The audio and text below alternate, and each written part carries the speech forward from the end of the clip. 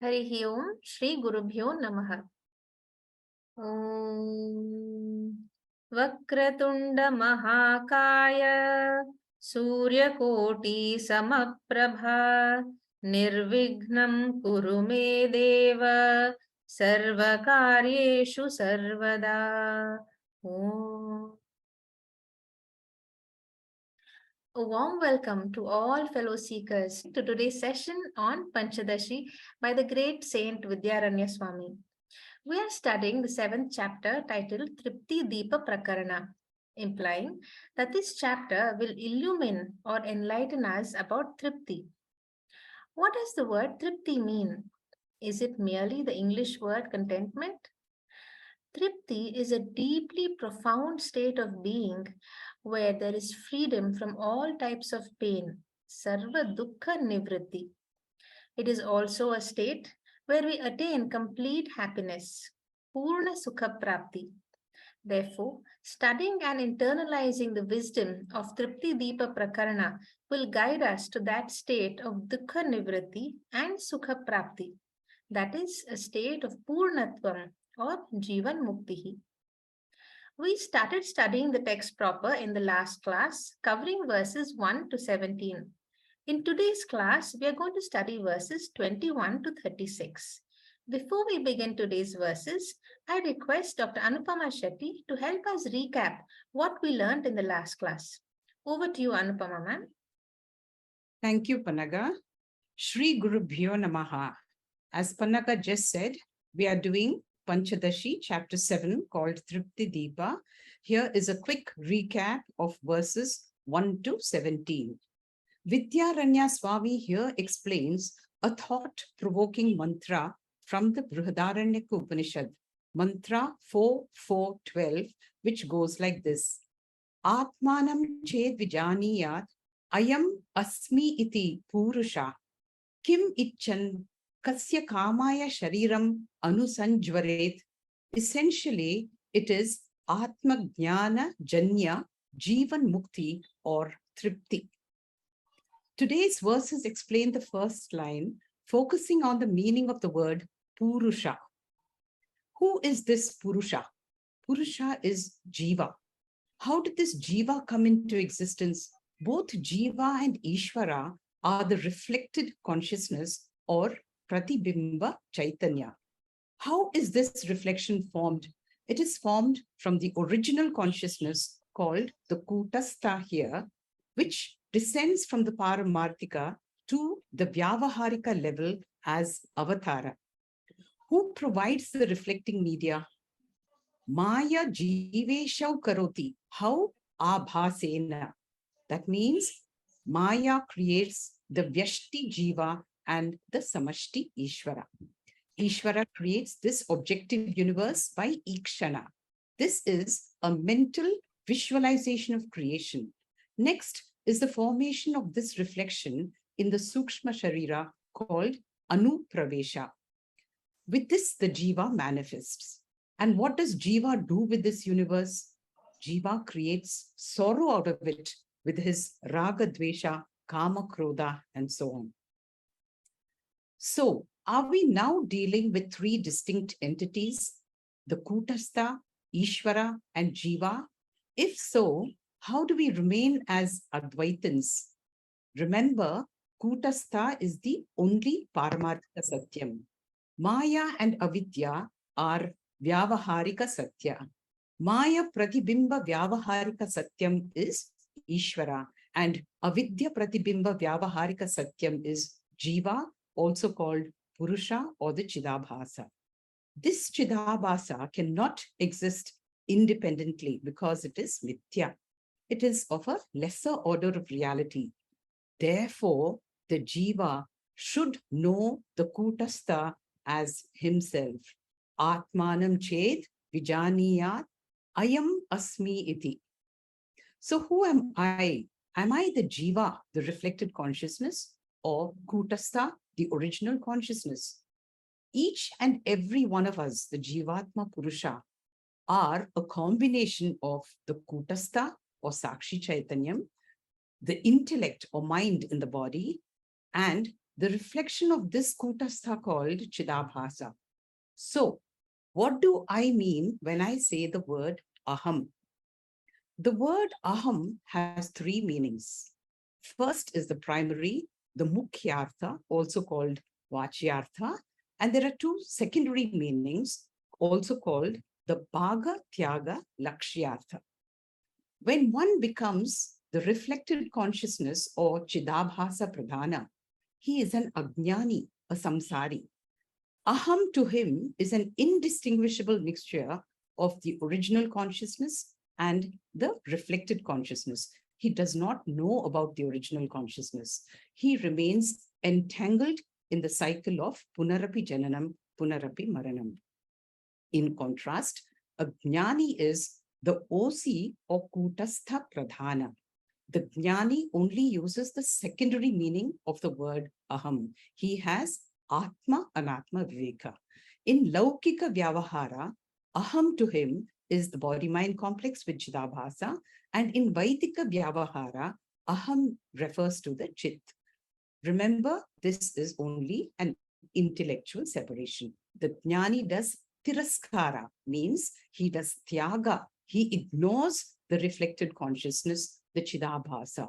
Through his Viveka, Drishya, Atmanatma, Chit Chidabhasa Viveka, the Jnani knows that he is the original consciousness, just manifesting as the reflected consciousness or the Jiva.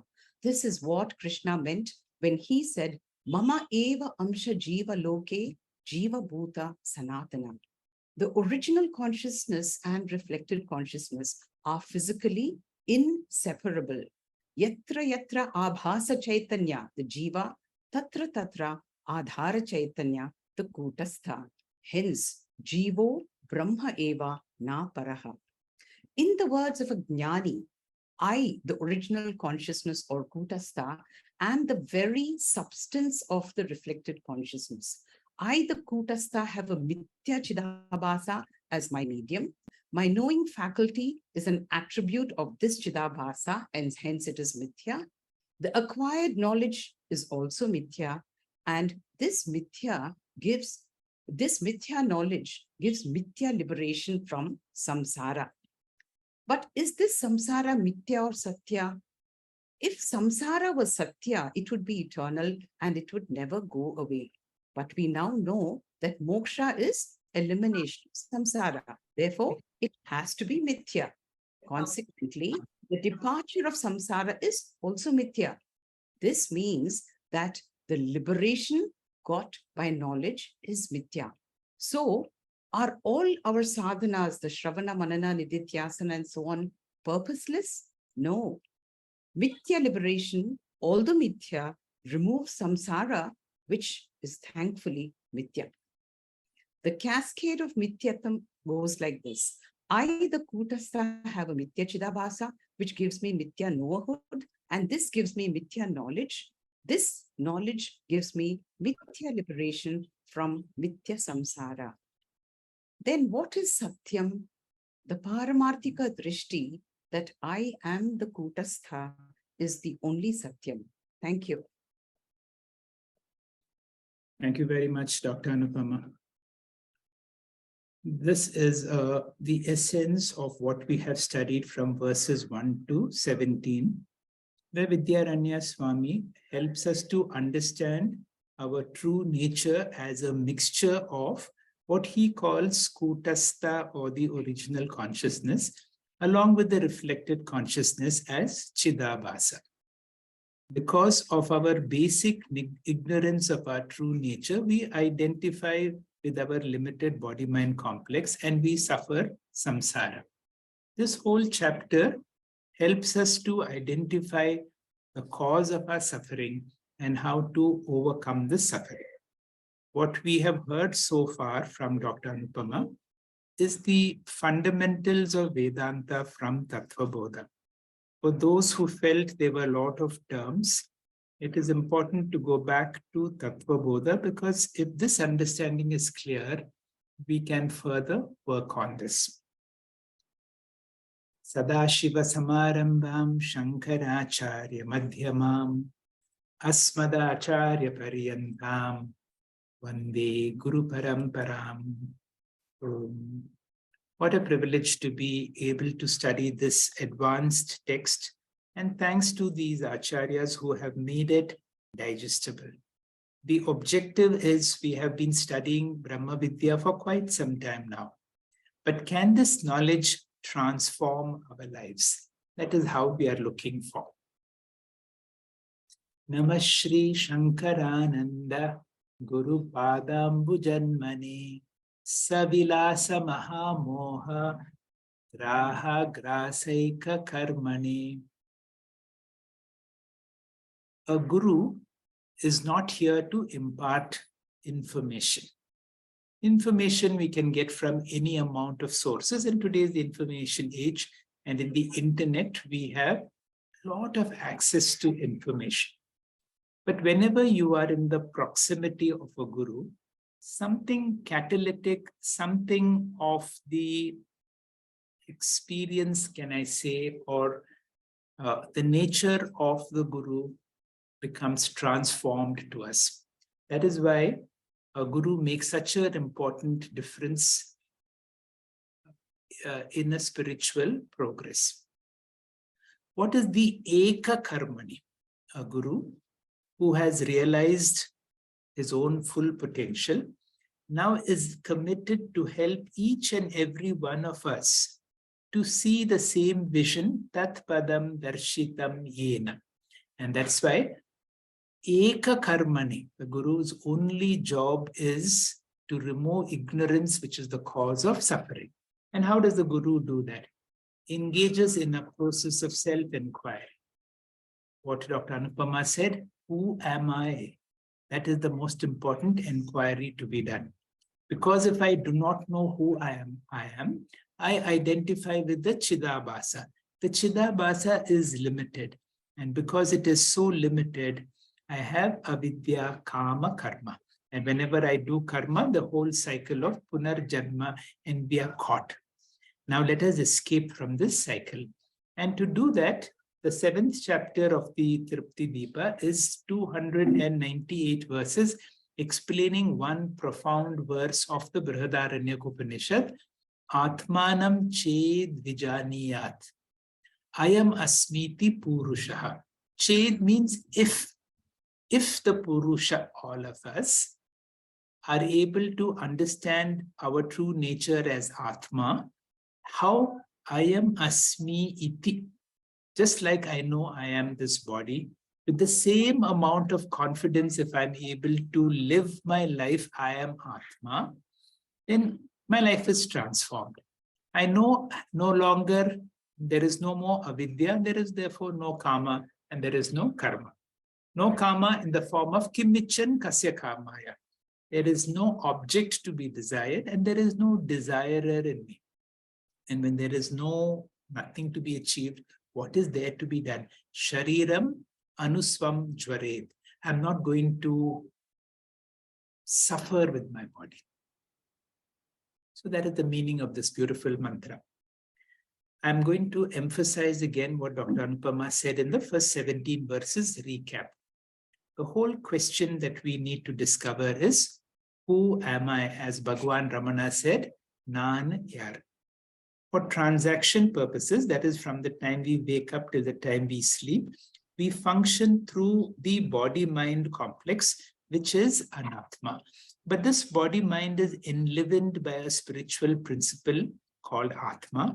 And this Atma is limitless, eternal, all-pervading. Now, I have to somehow discover I am that temporarily using this body-mind, and my whole spiritual journey is that. If I can summarize the entire spiritual formula, Bhagwan Ramana has given it so directly, Naham Deham. Do not identify with this limited body-mind. Koham, Vichara, do a process of inquiry. And then with the help of Guru and Shastra, you will discover Saha Aham Asmi, which is called as Soham in Sanskrit. I am that. Many of the Upanishads talk of what is called a Hridaya Granthi, the knot of my heart. And it is this knot which keeps me down. What is Hridaya Granthi? Avidya Kama Karma. Because of a basic ignorance, I do not know my true nature. And then I experience so much of limitations. And I also have a very fertile mind which tells me if I do this and if I do that. So a desire arises in my mind so that I can become big. And once that desire comes, I cannot keep quiet. I have to work on it. And whenever I do any karma, any action done deliberately will produce punya or papa. And that has a consequence. This second line from the 15th verse of the 5th chapter explains our basic problem. Ajnanena avritam jnanam tena muhyanti jantavaha. Why are we suffering? Why do we experience all these forms of limitations? It's because of ajnanena. Although I am Atma, Atmanam, but it is covered. So my whole spiritual journey is not to find something. I am already that. That is why I have been saying this many, many times. A true teacher helps you to discover something that you already are but do not know, and takes away from you what you think you are, all your limitations, all your anatma, takes away from you, which you are not, but you think you are.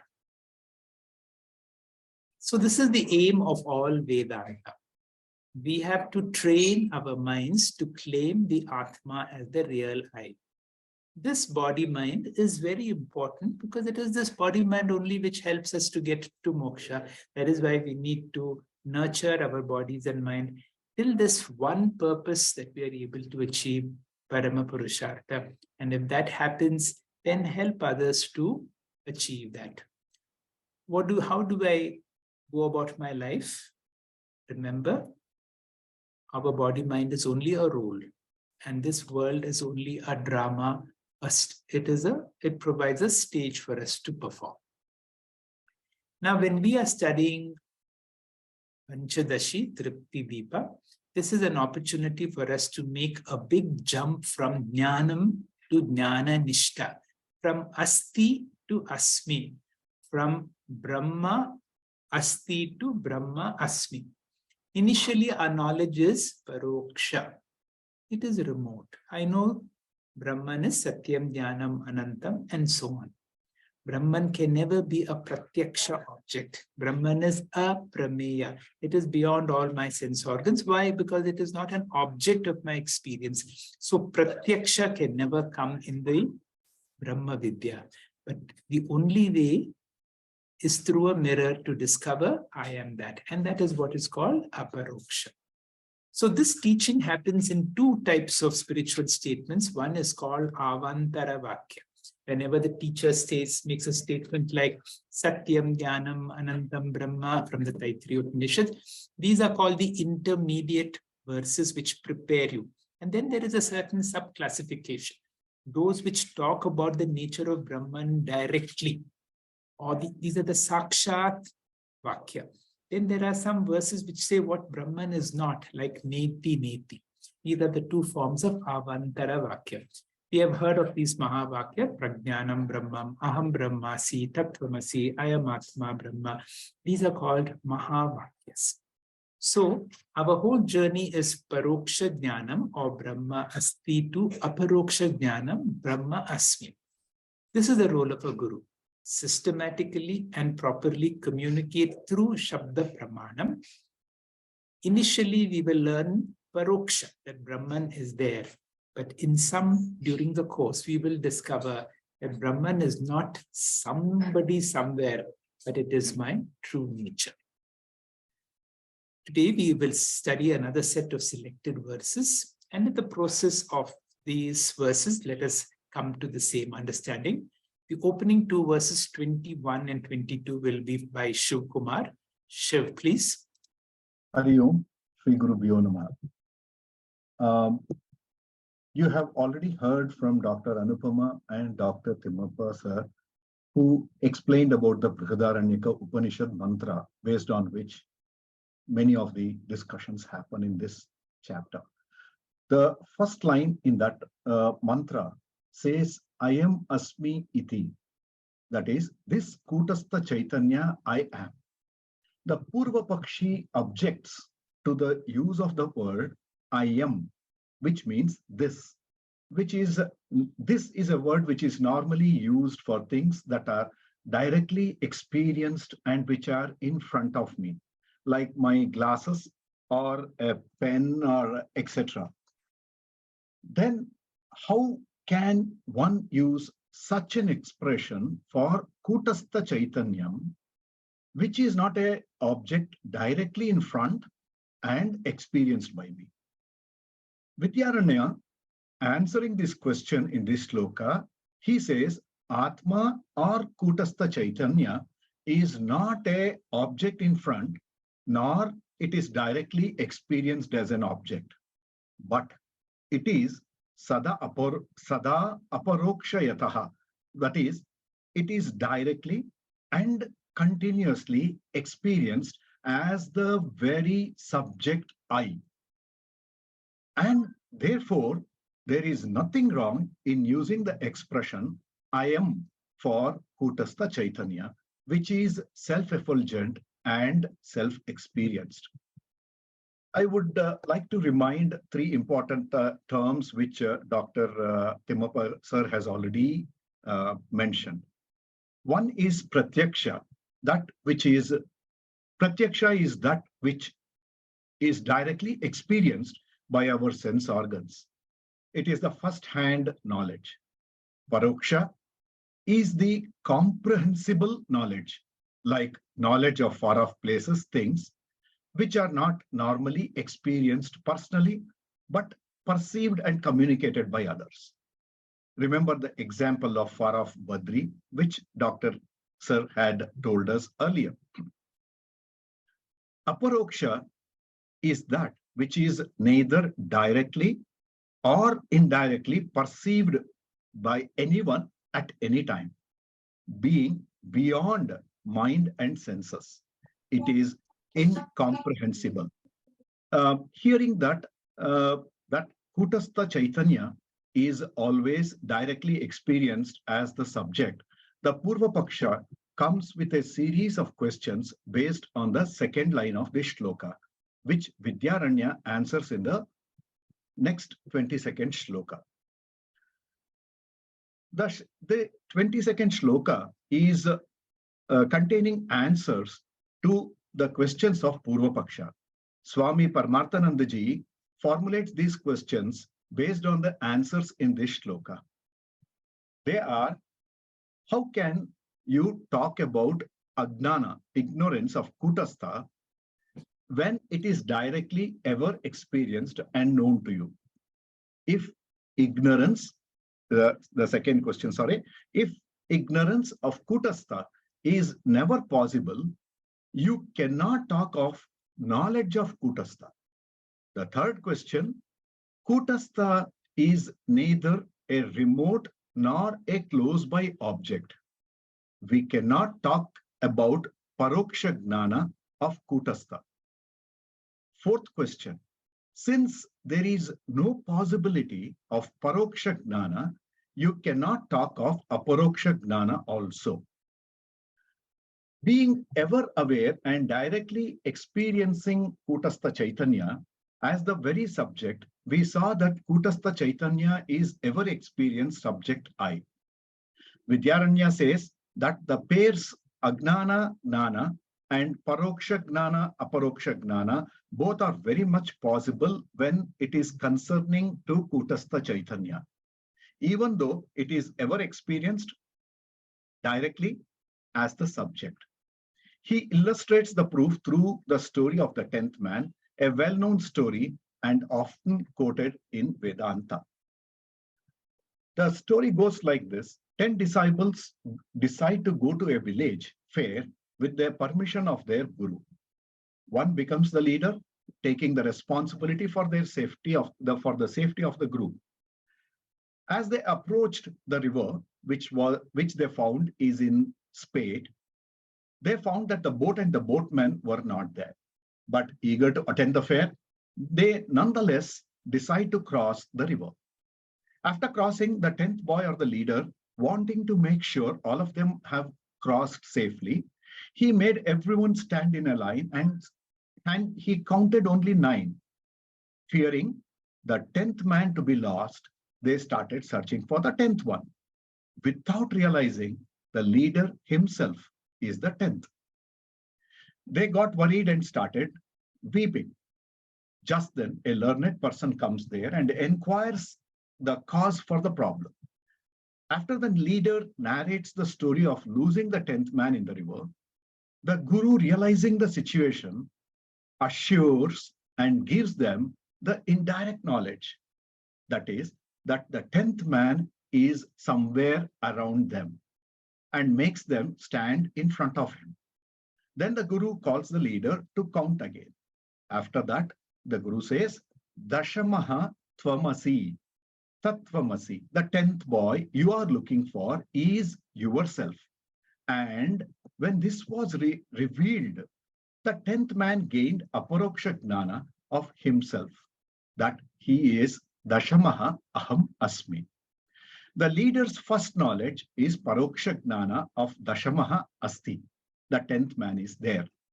And then he has Aparoksha Jnana, Dashamaha Aham Asmi, that I am that 10th man.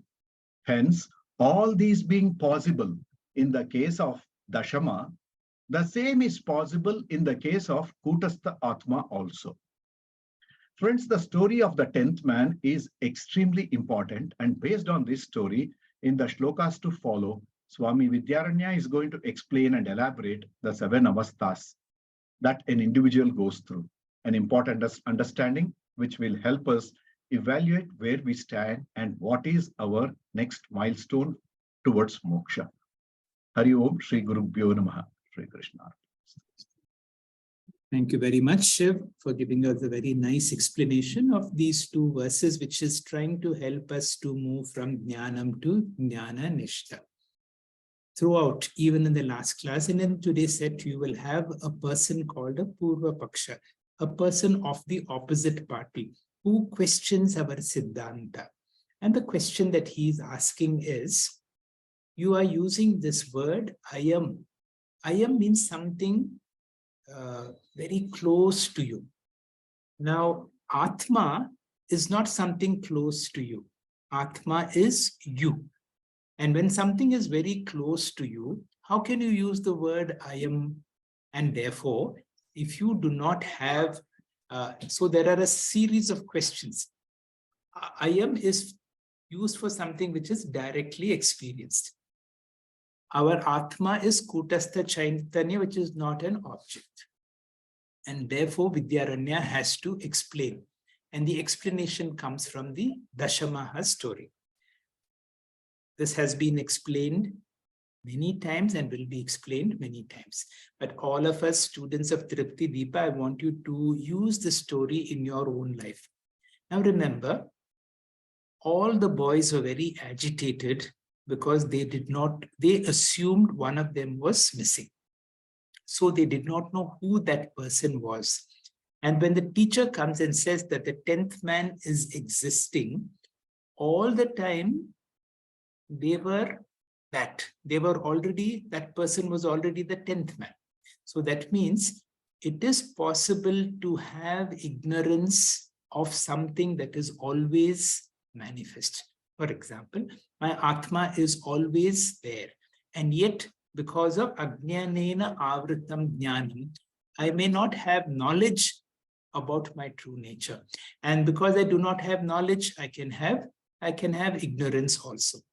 And then the knowledge can also come in 2 parts. That means when the teacher says Atma Asti, then I know there is something called Atma, which is Satyam, Jnanam, Anantam.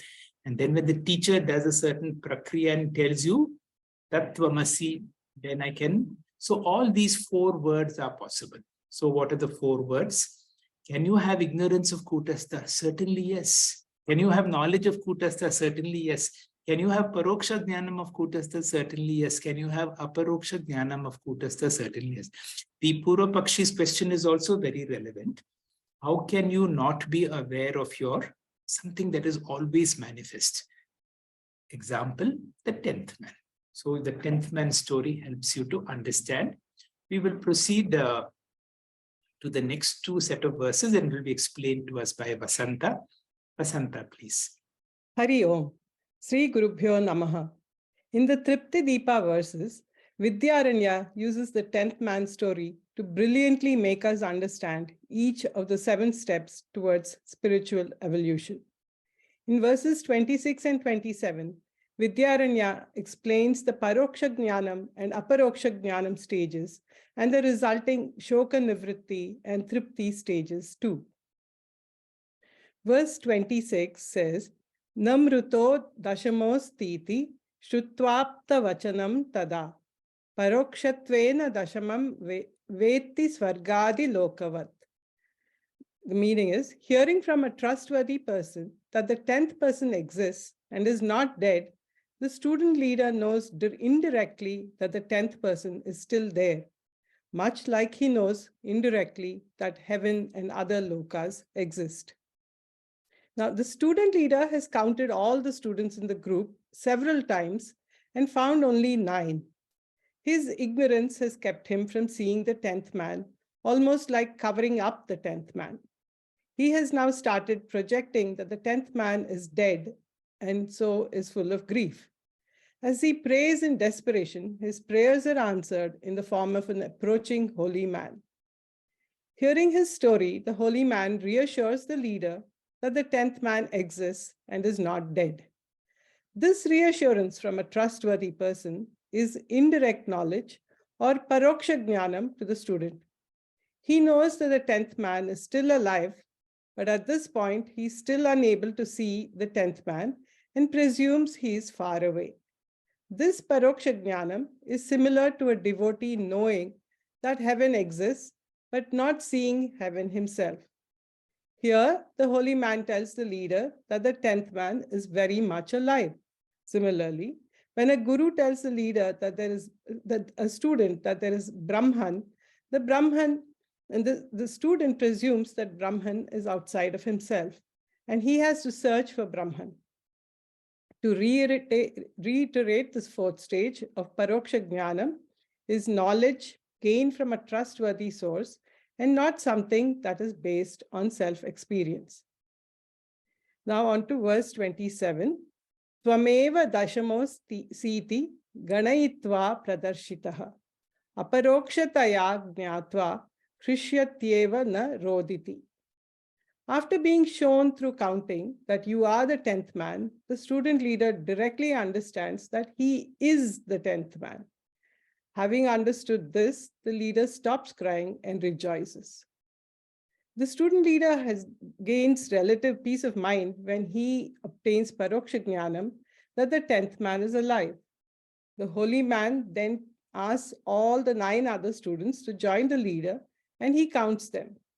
When he gets to the leader after counting all the other 9, he says, Tvameva dashamaha asi, you are the 10th one. That's when the leader realizes that he is himself the 10th man, and he does not have to go searching for the 10th man.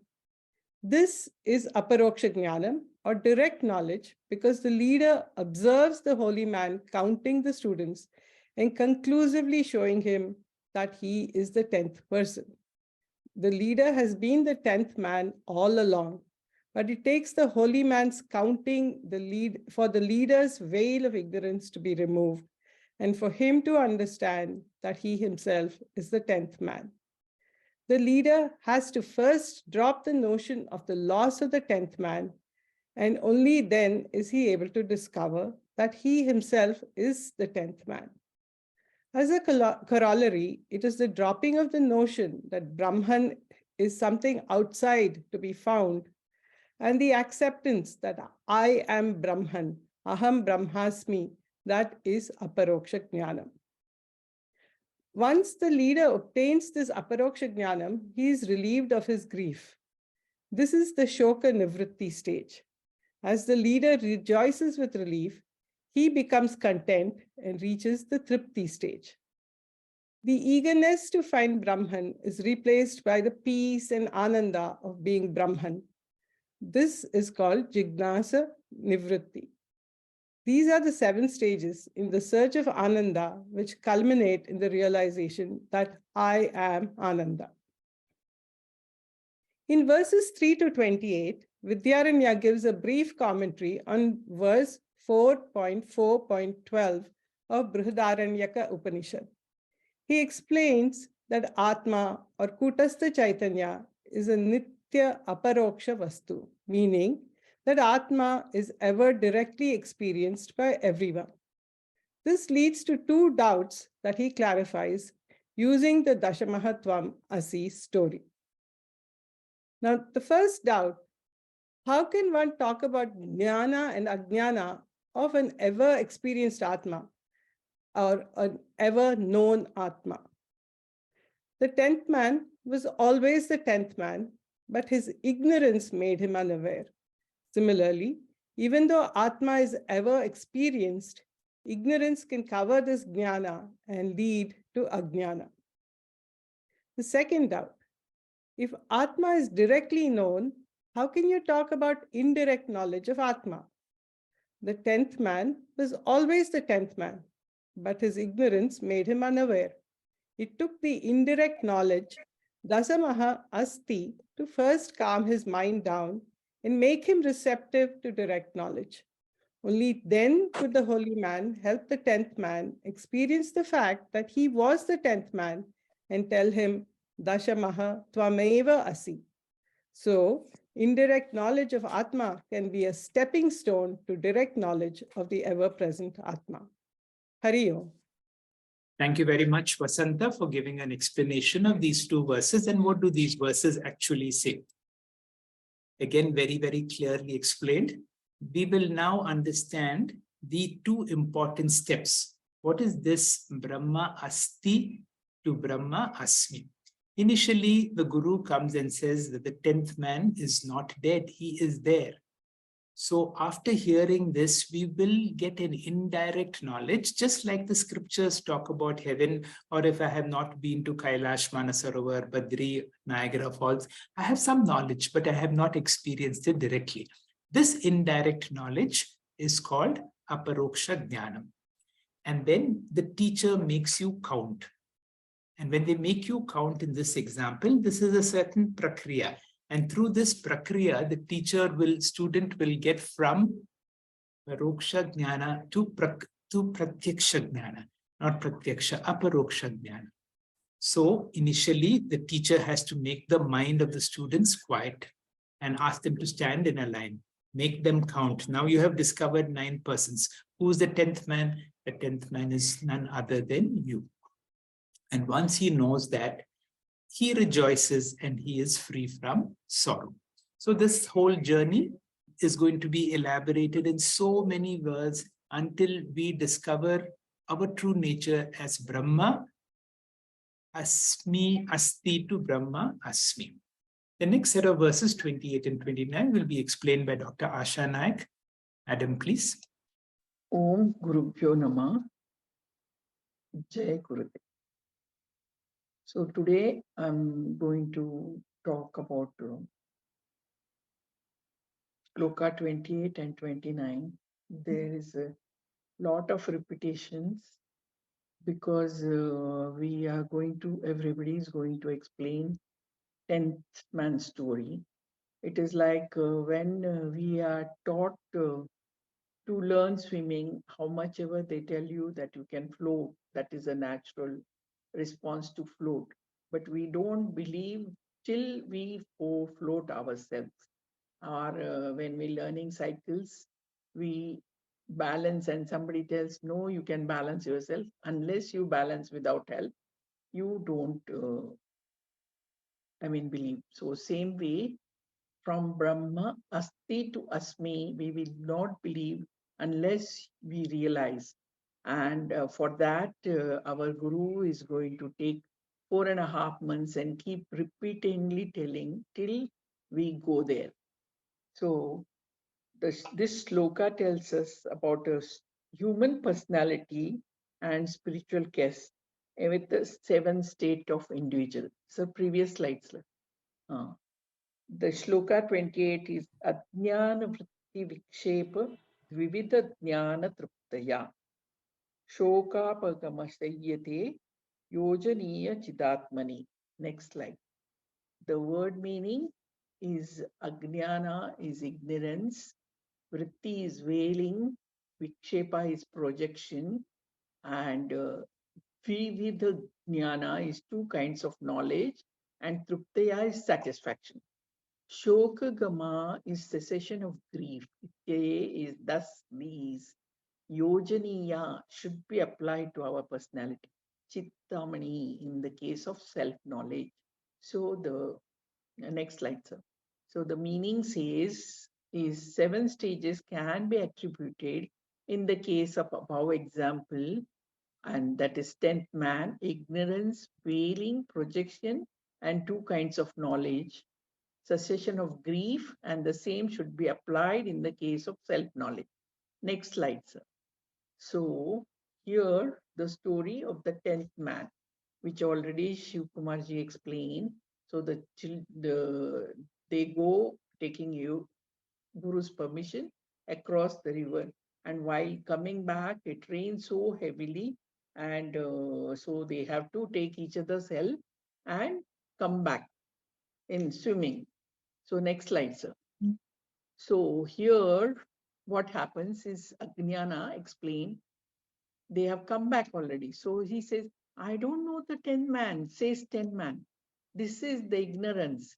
They realized the 10th man was missing only when they started counting. Each person standing outside the row counted 9, and number 9 got stuck. Navasankhya Nyaya, and they could not be beyond that.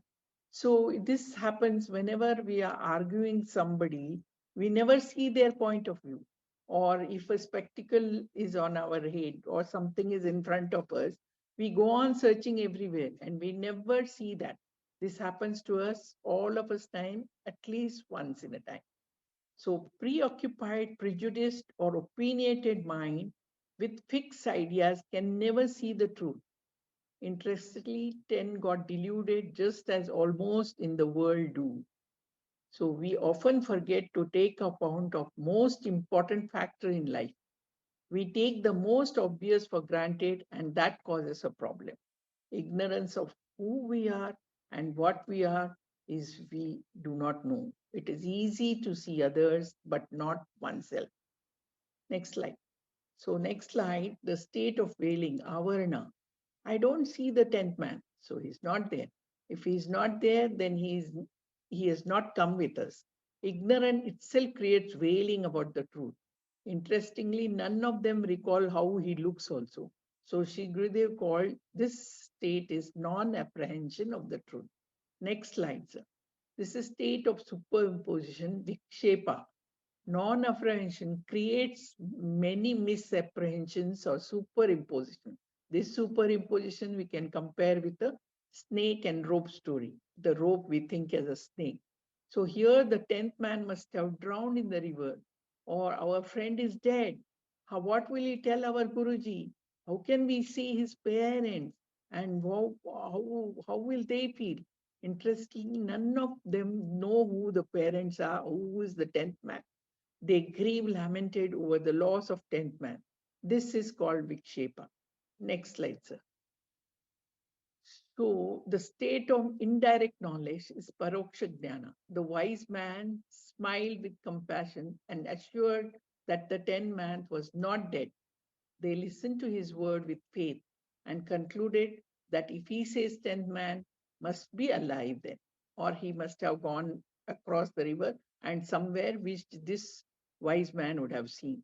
This is indirect knowledge. Though they have not seen the 10th man, they still believe that thinking that 10th man is there. So it is indirect, and that gives relief to them, and they have a desire to see him directly. Who is that 10th man?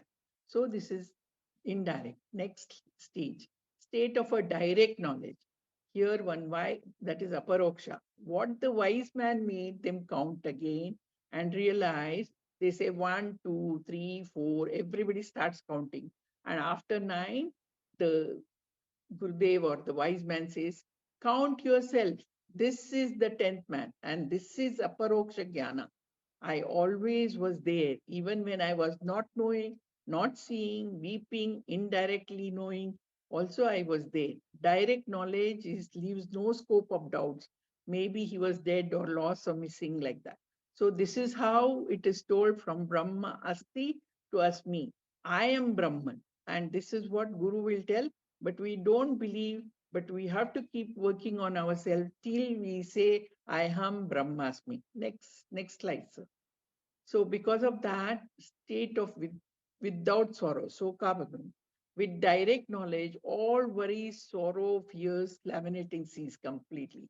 They must have felt quite foolish, all the commotion they caused, and all pointless tears. And they are very, very happy now. Next slide. See, this is Tripti, state of total satisfaction. Once they realize I am the 10th man, there was shout of jubilation and immediate relief. They're very happy and there is no grief at all. Very, very happy. Next stage. So the next slide. Conclusion is, this is described. Thus, describe the seeker's journey from the state of ignorance to the state of knowledge, bliss through the story of a 10th man. The individual can experience ignorance and knowledge of the self, and also indirect to direct knowledge. The 10th man always experiences himself, but that experience is not enough. Like how till we don't experience, it is not enough. We don't realize we are Brahmasmi. Knowledge of the self is needed for the freedom from sorrow and attainment of bliss. Next slide, sir. Shloka 9.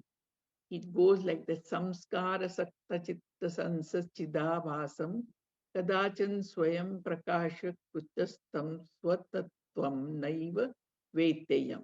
The meaning is samsara sakta chitta sans is mind being totally engrossed in worldly affairs. Chidabhasa is the individual jiva. Kadachan is neighbor. Swayam prakasham kutastha, the self-evident pure consciousness. Swatattvam, his own real nature. Naiva, not. Vetayam, know this. So the meaning of the shloka is the individual with a mind engrossed in the worldly affairs, not know his real nature of being self-evidence, pure conscious. Again, it is explained how Ajnana and we are involved. That is state of ignorance, Ajnana, the stage of journey where everyone is completely engrossed in worldly affairs, even though his essence firmly remains in total ignorance. He is engaged 24/7, acquiring, enjoying, thinking, reveling in worldly activity. This is Ajnana. We never know we are Brahmasmi. We think here Brahma Asti, somewhere he's there. He discusses about 24 hours, he thinks of enjoyment. He gets new apple, goes and stand in the line far away and still comes and shows to friends.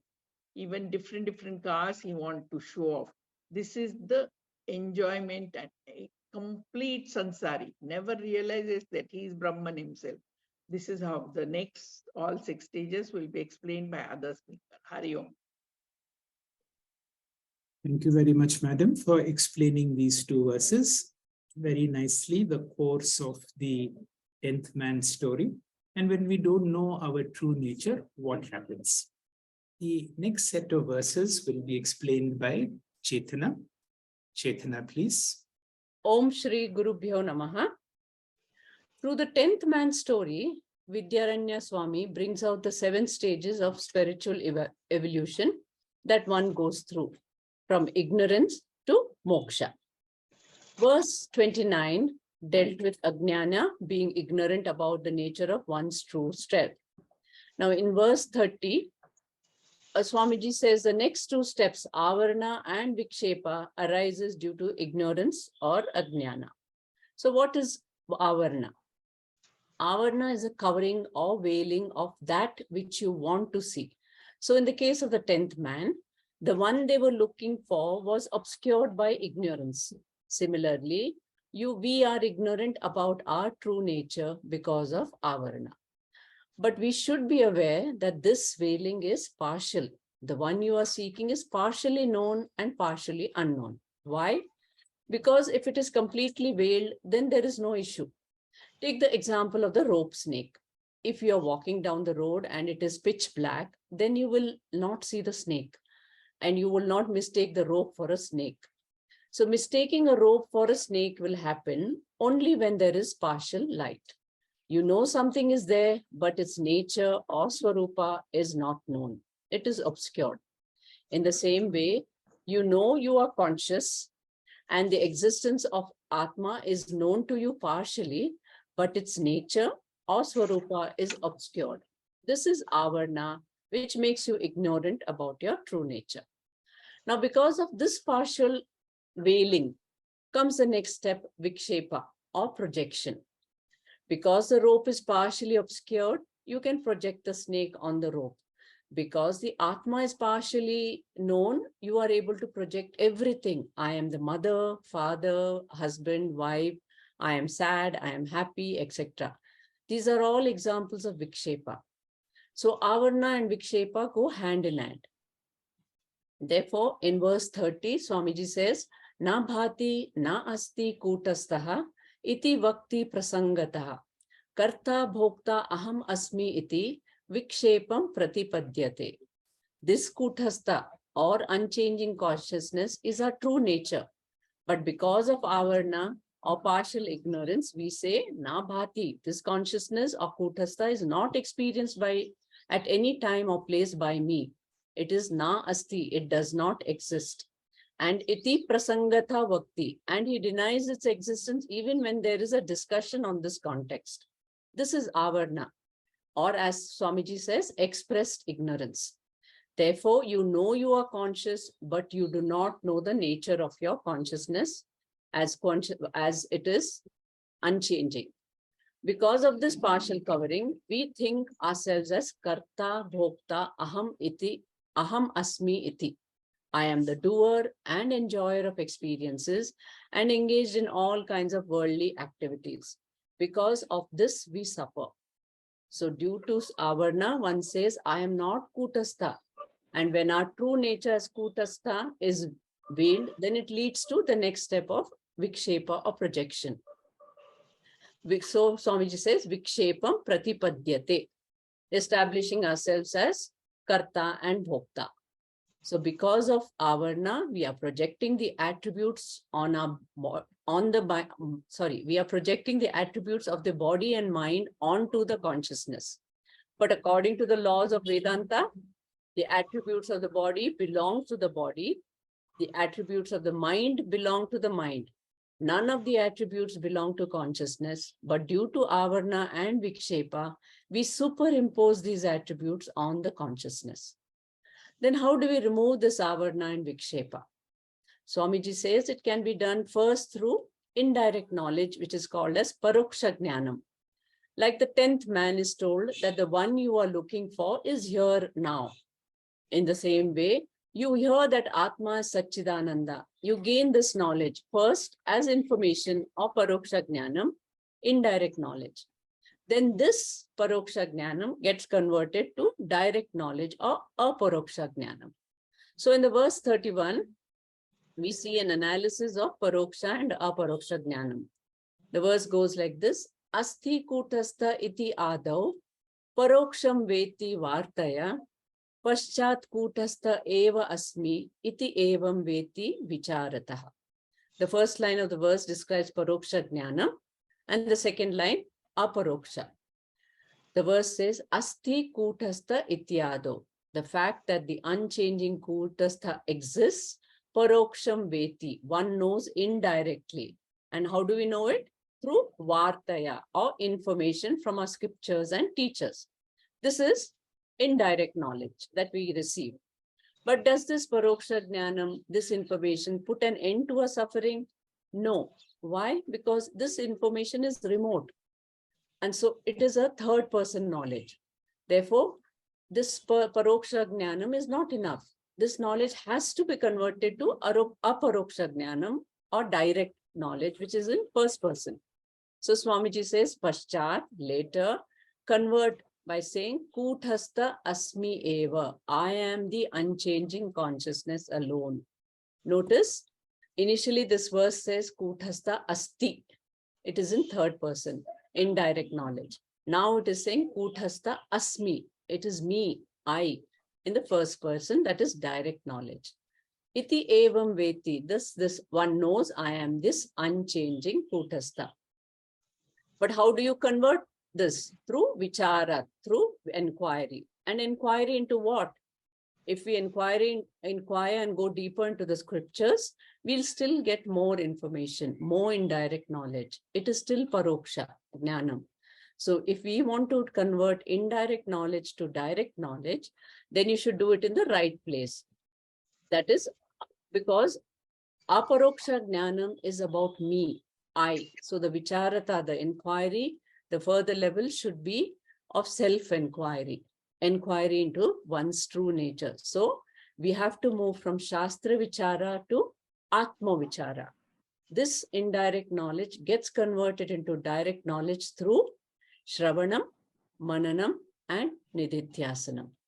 So now through this process, we know that I am not this body and mind. Then what am I? I am Satchidananda Atma.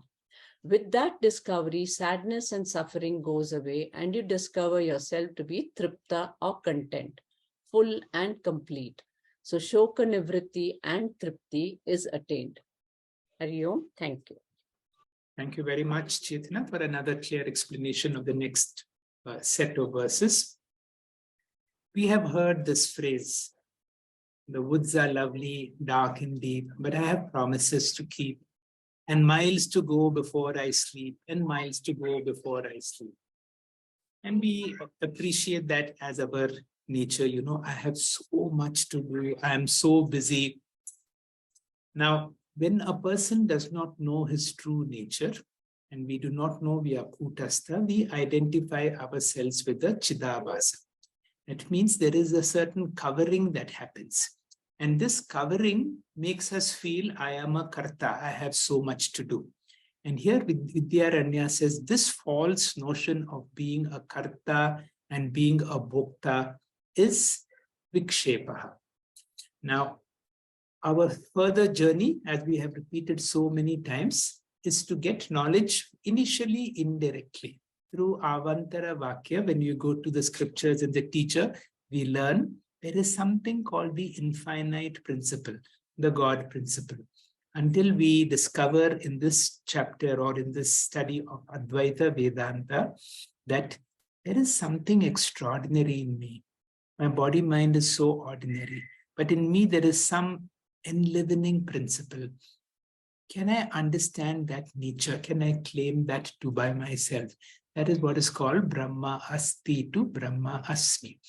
The same thing again will be explained in more detail by Ramaji. Ramaji, please. Hari Om, Sri Guru Bhyo Namaha. The topic for discussion is Sapta Avastha of Chidabhasa Pradhana Jiva. Sri Vidyaranya Swami takes us through the 7 stages applied to Jiva's spiritual journey. In this chapter, he points them with respect to Dashamaha, Jiva or Chidabhasa, and bondage and liberation. So far, we have analyzed 5 of the 7 stages with respect to Chidabhasa. As described in the previous shlokas, the first stage is Ajnana. The Jiva, with his mind engrossed in worldly affairs, does not experience his real nature, the self-evident pure consciousness. Avaranam is concealing the truth or Brahman, and it is the second stage. Vikshepa is the expressed stage of Avarana, projecting superimposition. The non-apprehension of the self causes notions that I am a karta, the doer of actions, and bhokta, the enjoyer of its results. Paroksha Jnanam, due to Punya Shesha and Guru Shastra Upadesha Shravanam, makes the Jiva makes the jiva aspire some relief and hope to realize the existence of Kutastha directly. On Vedantic inquiry, the jiva experiences I am Kutastha, that is Kutastha Asmi. Jiva discriminates between the self and the not self. The self-knowledge that I am what I was looking for is firm and abiding. The next stage is Shokapagama or Dukkha Nivriti. All sorrows, worries, and lamenting caused by Vikshepa and Ajnanam vanishes completely. Once the thorn of Ajnanam is removed, samsaram, the pain due to it also ceases. Nirankusha Tripti is the seventh stage, which means it is unrestricted bliss.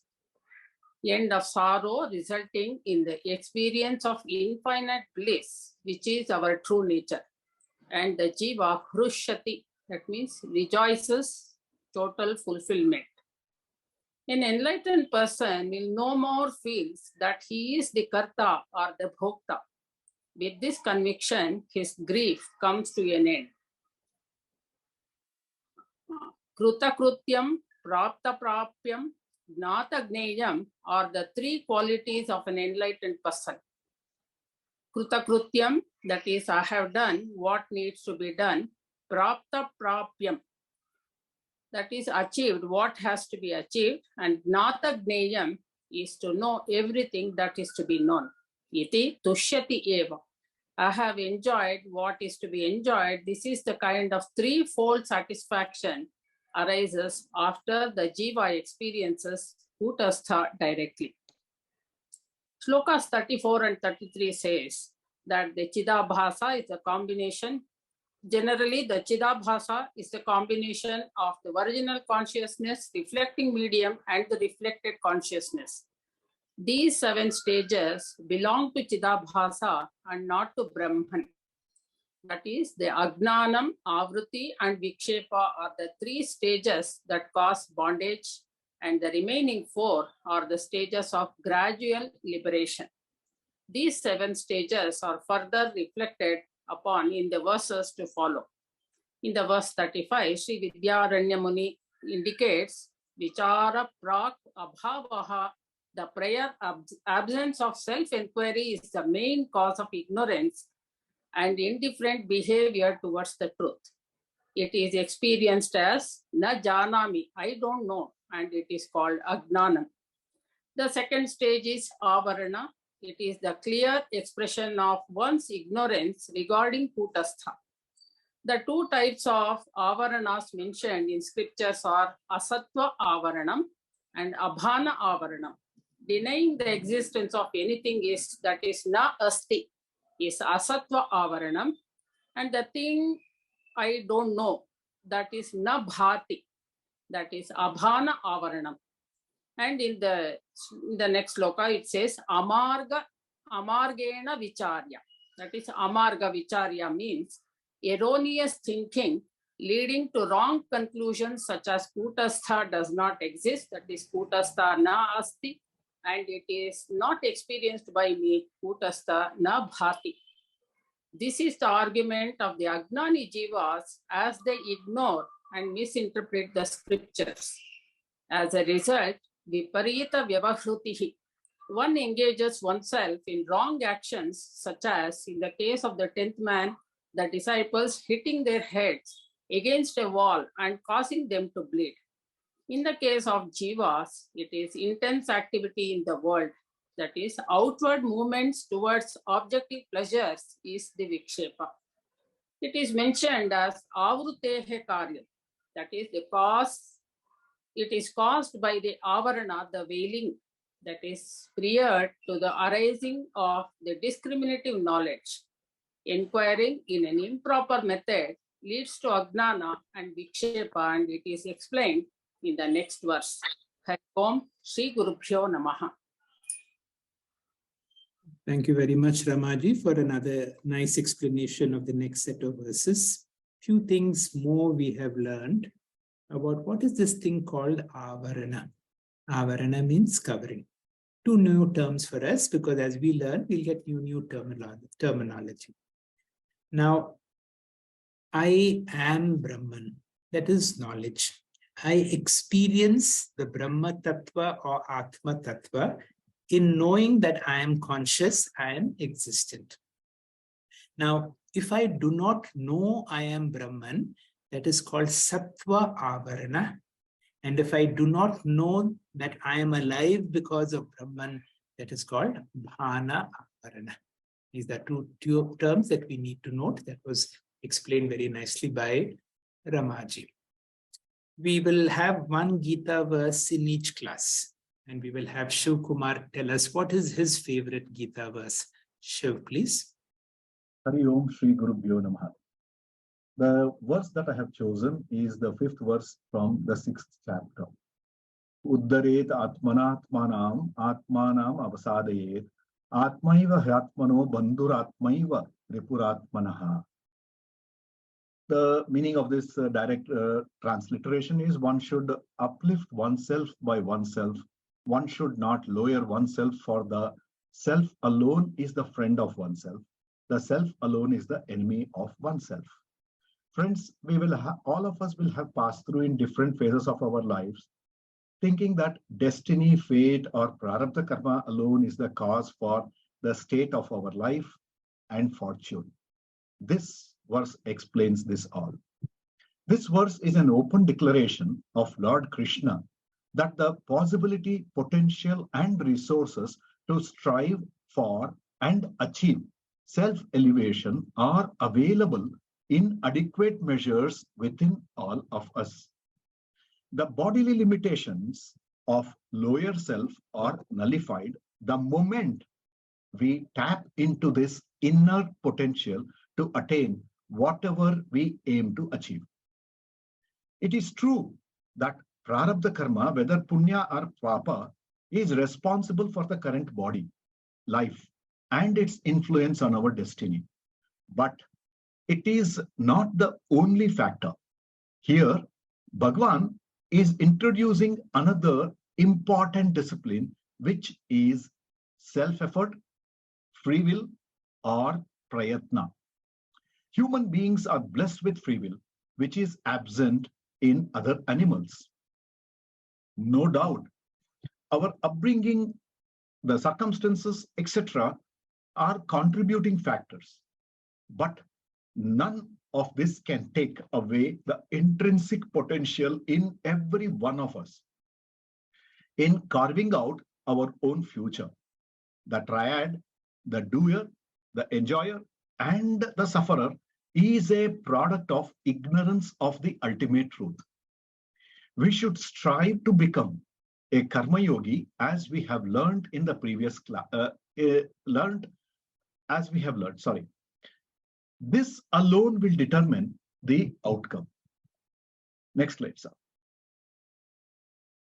The Lord exhorts us, Uddaret atmanatmanam atmanam avasna atmanam avasadayet. Here, Atma means our own instruments, body, mind, sense organs, and intellect complex.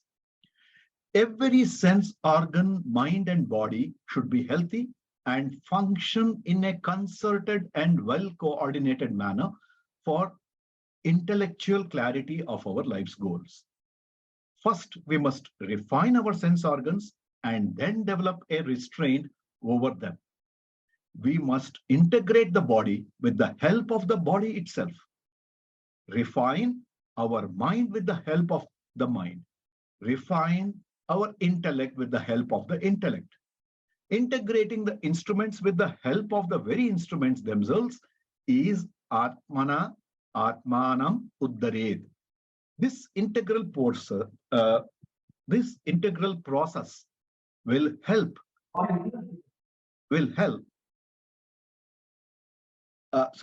This integral process will then result in the desired improvement, strength, and cohesion of our own instruments for attaining the goal. Next slide, sir. This is beautifully explained in Kathopanishad, where the body is compared to a vehicle or a chariot. The sense organs are compared to the horses or the wheels of the car. The mind can be compared to the reins or the steering. Intellect can be compared to the charioteer or driver. Krishna says, fine-tune your equipment. Next slide, sir. Na atmanam avasadayet means never weaken the instrument by negative attitude, inferiority complex, pessimistic thoughts, self-diffidence, etc. But be optimistic. Developing self-confidence is self-effort. Next slide, sir. Atmaiva hyatmano bandhuhu. You are your true friend. And Atmaiva ripuratmanaha. You alone are your enemy too. For one with self-control and orientation, his self will be a friend. For one devoid of self-control and self-orientation, he himself will be his enemy. Krishna's call is thus to elevate oneself by himself. Never should anyone on any ground degrade himself at any time. He is addressing those fortunate who accept free will.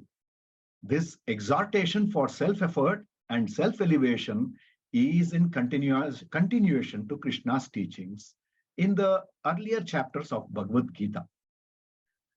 Prarabdha karma, friends, can be punya prarabdham or papa prarabdham.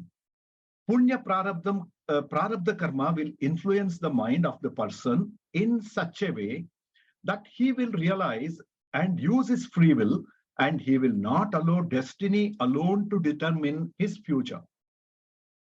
But in case of papa prarabdham, the effect depends on its intensity. A weak prarabdham, durbala prarabdham, can be nullified with karma, that is good deeds. For if it is madhyama prarabdham, madhyama prarabdham, a strong free will can reduce its impact. If prarabdham is strong or prabala, the very destiny will influence the mind of the person that he will not accept free will and instead resign himself to his circumstance with full conviction that the circumstance is preordained and beyond his control. But even in prabala prarabdham, like if we are in a cyclone-prone area and caught in one, we can neither prevent nor control a cyclone, but we can certainly prepare to face it and survive better. In the slide, you can see, I conclude by quoting the sublime and categorical message of our supreme scripture, the Bhagavad Gita: elevate yourself by yourself.